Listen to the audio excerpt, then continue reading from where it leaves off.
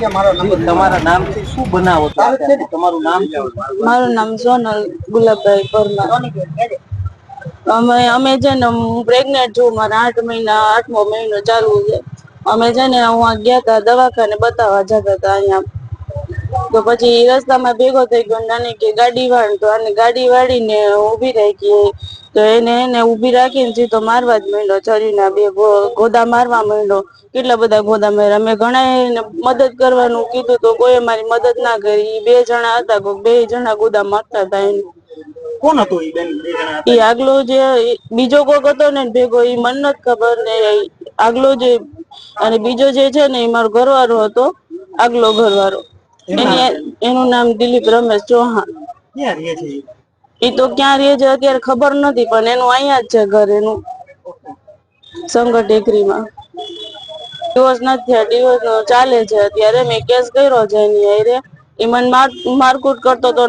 નો એવા શબ્દ બોલતો હતો. મારે એક બાબો છે હજુ નાનકડો 2 વર્ષનો થવા આવ્યો.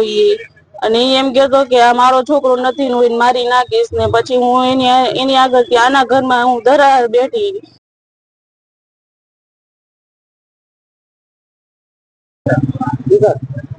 જામનગરના સીટીસી પોલીસ સ્ટેશન વિસ્તારના શંકર ટેકરી વિસ્તારમાં એક મર્ડરનો બનાવ બનેલો છે.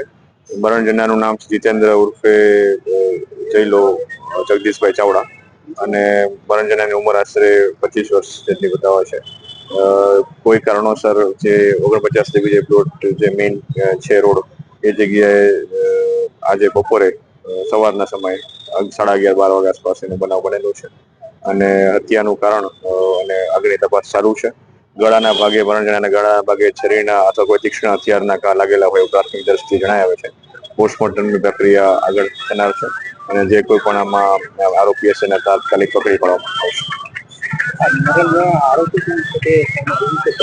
એ બાબતની તપાસ હાલ ચાલુમાં છે.